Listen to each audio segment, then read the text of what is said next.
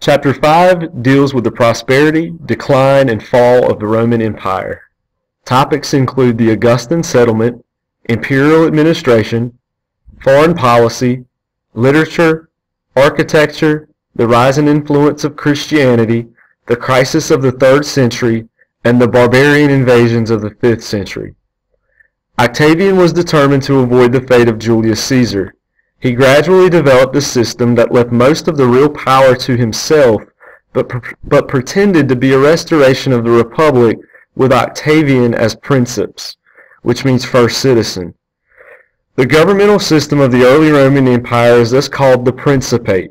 Augustus, as he was now called, was able to enlist the support of the upper classes.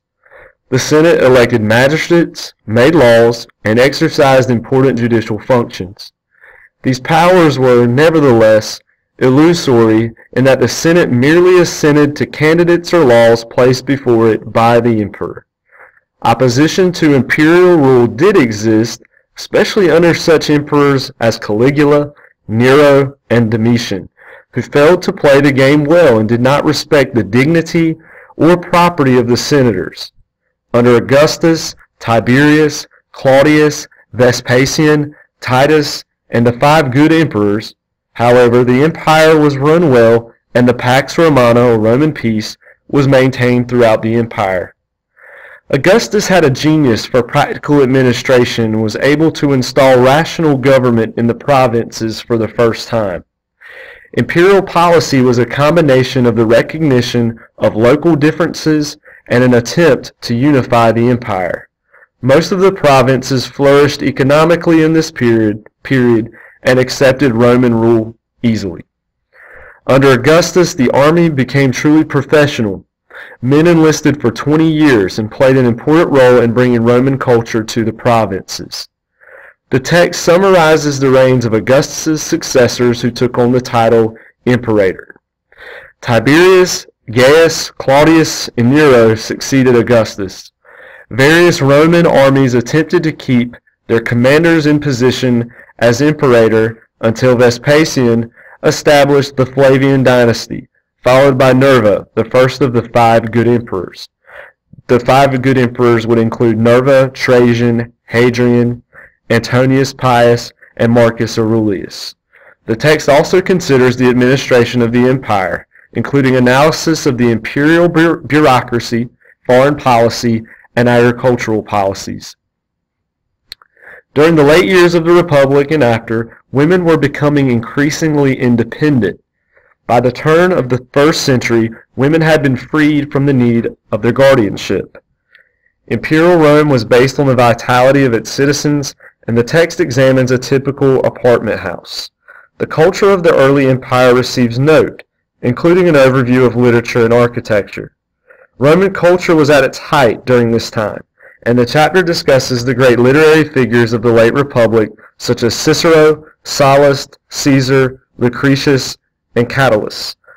The patronage of Augustus played an important role in the manufacture of propaganda, as well as great literature in the works of Livy, Horace, and Virgil, whose epic poem, the Aeneid, portrayed Augustus as the second founder of Rome. Roman architects and sculptors kept the basic techniques of the Greeks. The first 2 centuries of the Roman Empire were indeed a golden age, but problems began to emerge at the end of this period. The cost of government kept rising as barbarian pressure increased and the size of the army and bureaucracy grew. There seems to have been a population decline as well. Taxes were raised higher and higher, and the emperors resorted to debasing the coinage, which brought on inflation. The growth of Christianity is also recounted. There is no reason to doubt that Jesus was an effective teacher in the prophetic tradition who taught that God would bring an end to the world as men knew it and reward the righteous in heaven. Jesus was crucified as a dangerous revolutionary in Jerusalem about 30 CE. The new religion that grew up around the teaching of Jesus, as reported by the apostles, might have had a short life, were it not for Paul of Tarsus, a Hellenized Jew, who was convinced that the new religion was not a version of Judaism and that converts did not have to adhere to Jewish law. Christianity, in fact, was for all mankind. Paul traveled throughout the Mediterranean spreading the gospel. Another important factor in Christianity's survival was its strong internal organizations. Bishops led Christian communities, and by keeping in touch with one another, prevented doctrinal splintering. For the most part, the Roman government did not take the initiative in attacking Christians in the first 2 centuries. Persecutions were generally started by mob action that was aroused by Christian denial of pagan gods.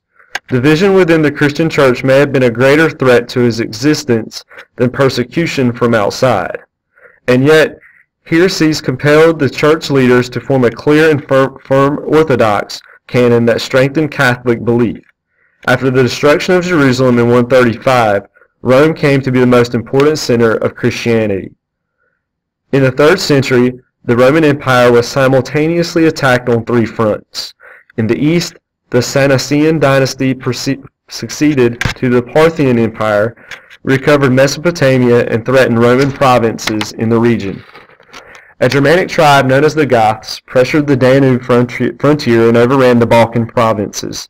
Other Germanic peoples like the Franks and the Alemanni broke through farther west. The Roman army was not what it had been in its best days. As time passed, it was made up of an increasingly high percentage of barbarians. Soldiers were also used for non-military purposes, and the line between soldier and civilian became less distinct. The fighting effectiveness of the Roman Empire was impaired as a result. Society at large also suffered. Taxes rose while the shortage of manpower reduced agricultural production. Piracy and the neglect of roads and harbors hindered trade. The debasement of coinage encouraged an inflation, or rise in prices of goods that was soon far beyond control. The government had to demand payment in kind rather than accept its own worthless coins.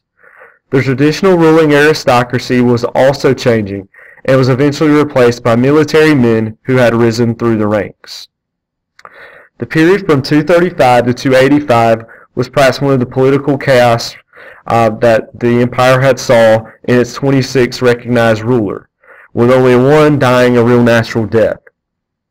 With a new line of defense strategy that included an emphasis on heavy cavalry and a mobile army as well as fortified cities, the Romans were able to check barbarian threats. The army, however, was now composed largely of mercenaries, only technically Roman. The Romans actually hired barbarians to protect them from the barbarians. Reconstruction and reorganization took place under Diocletian, 285 to 305, and Constantine, 324 to 337. Diocletian introduced the Tetrarchy, under which the empire was divided into parts and ruled by 2 senior Augusti and 2 junior Caesars who were to succeed the Augusti. This plan for better administration and smooth succession failed as a civil war erupted after Diocletian's retirement in 305. By 324, the empire was united again by Constantine, who built the new capital of Constantinople on the site of ancient Byzantium. Under Diocletian and Constantine, the emperor changed from princeps or first citizen concept to dominus, or lord. Hence the system of government was called the dominant. The emperor ruled by decree. The Senate had no role whatsoever. The economic reforms of Diocletian were unsuccessful and inflation remained rampant, although alleviated somewhat by Constantine. Stern regimentation was necessary to keep everyone in their occupations in order to assure stable production. In the troubled times of the 4th and 5th centuries, people sought powerful deities who would bring them safety, prosperity, and immortality. Mystery religions such as the cults of the Isis, the Cybele, and the Mithras became popular by the 3rd century. Christianity would offer everything the mystery cults provided and more. By the 3rd century it had taken hold in the East and in Italy, but the Christians were often blamed for the troubles of the empire and were persecuted by Decius in 250, again under Valerian and most seriously under Diocletian. Constantine supported Christianity vigorously and called the Council of Nicaea in 325 to deal with the heresy called Arianism. This support assured the survival of Christianity even against the later attempt by the Emperor Julian the Apostate to return to the pagan cults. By 395, Christianity was now the official religion of the Roman Empire. Pagan scholars in this period copied the classical authors, wrote grammars, and learned commentaries, while Christian scholars such as Augustine, Jerome, and Eusebius were productive in their accounts of the rise of Christianity and apologies against pagan attacks. Renewed barbarian invasions in the 5th century put an end to effective imperial government in the West. Soil exhaustion, plague, climate change, and even lead poisoning have been suggested as reasons for Rome's decline in manpower. Slavery has been blamed for preventing scientific and technological advances. Some blame excessive governmental interference in the economic life of the empire, while others look to the destruction of the urban middle class.